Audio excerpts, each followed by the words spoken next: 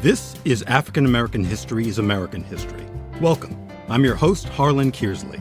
This program's goal is to foster understanding, promote discussion, and expand knowledge through stories of historical events, bios of unsung heroes, as well as timely and relevant news stories which will paint a vivid picture of the effects of segregation, discrimination, and bigotry on the lives of both blacks and whites. Comparisons will be made between the many racially fractured periods of American history and what's going on right now. Slavery was abolished just 150 years ago. Jim Crow only 50 years ago.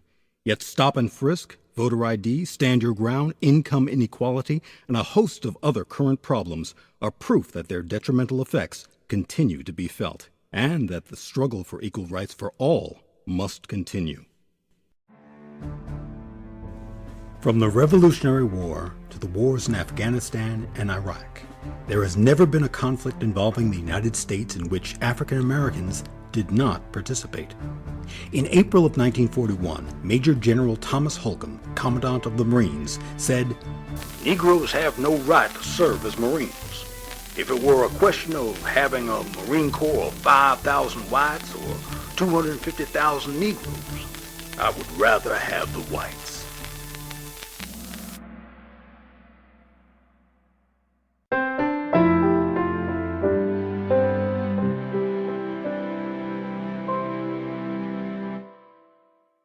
During World War II, Army culture and Southern civilian culture, which had always differed greatly from one another, was very much alike in one respect: the treatment of blacks.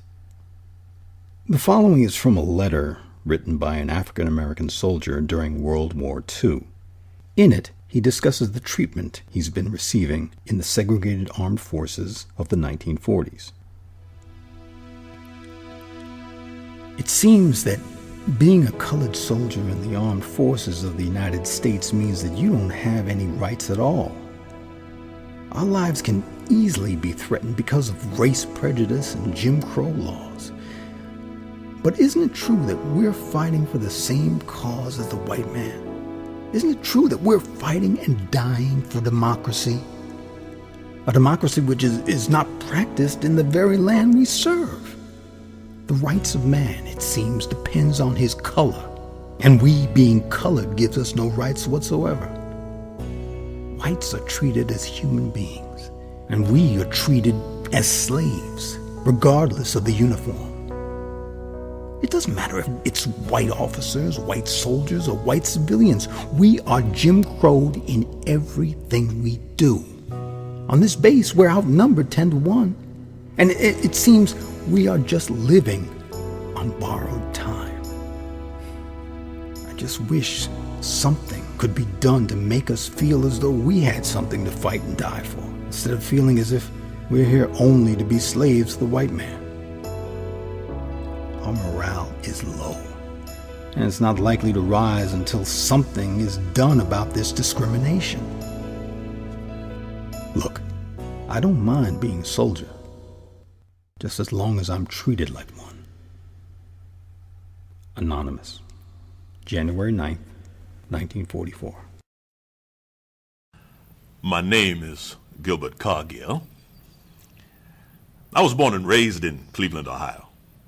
I've had a love of flying ever since I can remember. So in June of 1941, I began taking aviation courses given by the Civil Aeronautics Administration. These courses were designed to furnish pilots with the skills they would need for the U.S. Army Air Corps. Upon completion of my course in November 1942, I received a letter from the Army Air Corps base at Maxwell Field, Alabama, asking me to report on December 1st, 1942, to take further training in the Army Instructor School there. But when I reported to the field, I was not permitted to enter the school. Something I can do for you? Yes, I'm looking for Mr. Feast. That'd be me. Oh, hello. I received this letter to report to you today. Is there a problem? Yeah, big problem. Sir? Obviously, somebody in admissions made a mistake. 'Cause you're a Negro. Yes, sir, I know. No need for the smart attitude, Cargill. Obviously, whoever wrote this letter thought you were a white man. And? Negroes are simply not trained here. Sorry. Looks like you came all this way for nothing. Good day. Mr. Feast, this is clearly a case of discrimination. Are we going to have trouble? Am I going to have to call security? I said good day.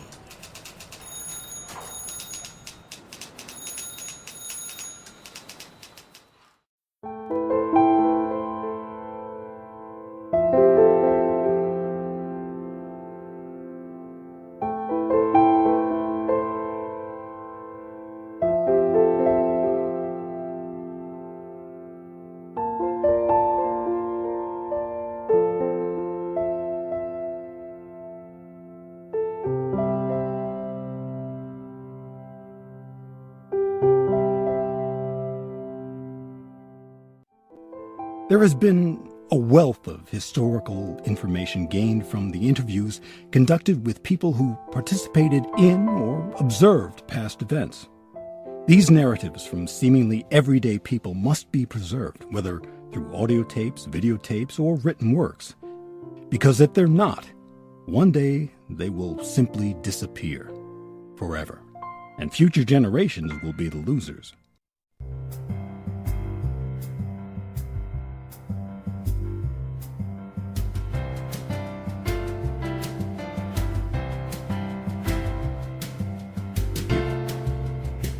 I'm Harlan Kearsley.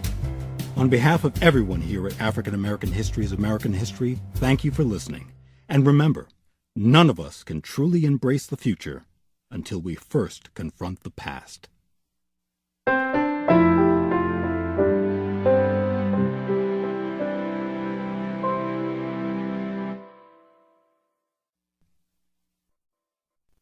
African American History's American History, copyright H.C. Kearsley, 2015.